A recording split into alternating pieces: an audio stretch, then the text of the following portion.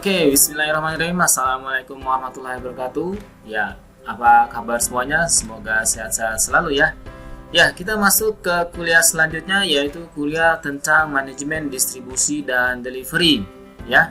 Nah, di sini kita akan bicara tentang proses supply chain, yaitu aktivitas downstream. Oke. Nah, sebelum masuk ke kuliah, silakan Anda mensubscribe dan like channelnya. Ya, untuk di awal mengenai manajemen distribusi dan delivery, ya ini saya sudah Anda bisa lihat di awal e-learning ya.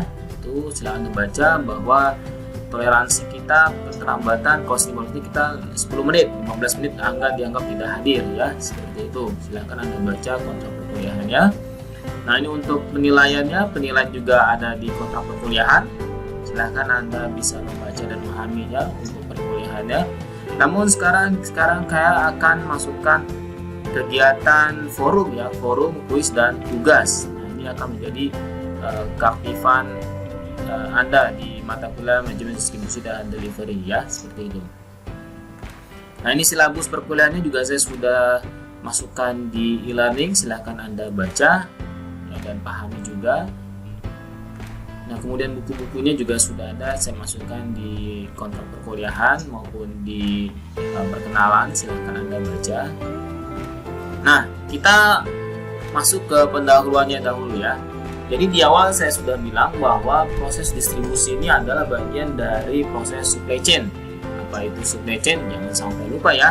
Nah, jadi kalau misalnya kita lihat di sini adalah proses supply chain, ya di sini adalah proses upstream, ini proses midstream, dan ini adalah downstream ya.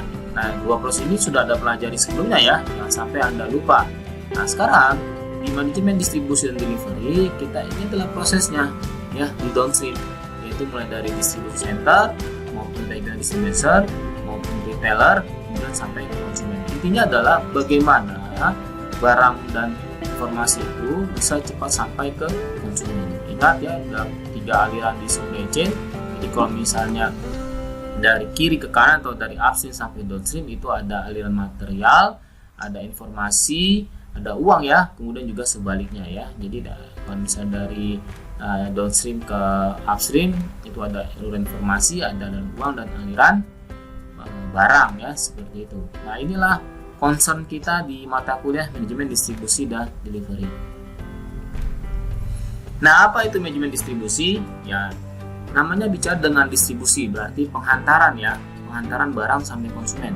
Maka distribusi itu bisa dikaitkan dengan distribusi fisik ya.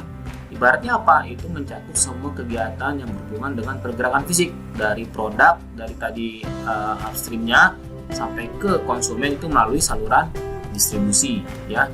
Nah, apa saja aktivitasnya? Aktivitasnya bisa berkaitan dengan storage atau penyimpanan, handling penanganan, dan movement pergerakan barang jadi yang memungkinkan barang dapat tersedia di saat dari tempat pelanggan dan menginginkannya.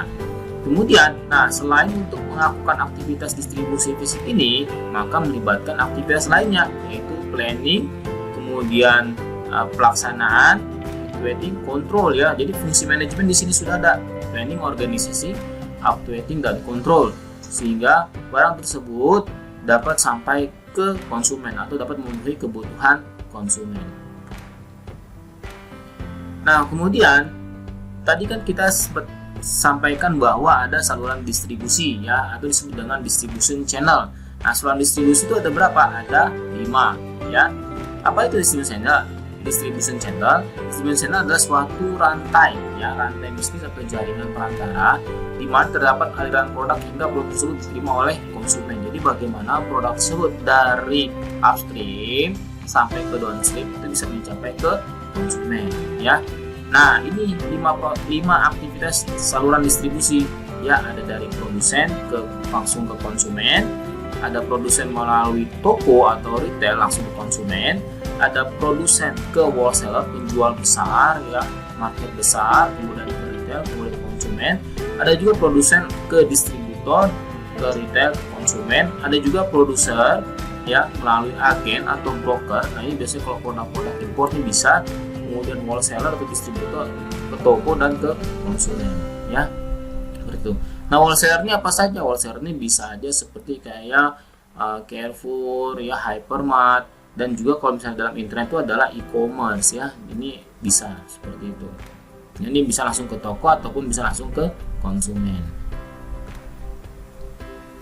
Nah, kenapa saluran distribusi itu ada beberapa 5 ya, ada beberapa aktivitas ya. Karena apa? Karena itu adalah suatu perancangan jaringan distribusi yang untuk apa? Untuk menjadi suatu keputusan strategis ya dalam operasi rantai pasok secara keseluruhan. Jadi bagaimana barang tersebut bisa sampai ke konsumen. Ya ini ya, kalau kita lihat beberapa aktivitasnya ya banyak ya, ada yang menggunakan saluran distribusi langsung konsumen, ada yang langsung distributor, ada yang melalui retail ya, seperti itu, macam-macam. Itu tergantung dari perusahaannya.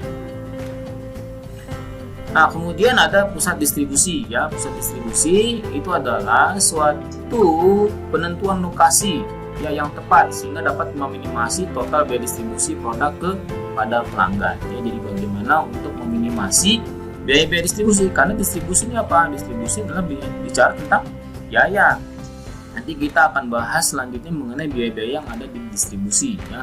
Maka penting lokasi distribusi itu dilokasikan di mana ya, seperti itu. Kemudian nanti kita akan bicara tentang lean distribution ya. Kalau misalnya ada lean itu bicara berarti tentang improvement ya, continuous improvement ya, atau kaizen. Nah, di distribusi ini ada namanya lean.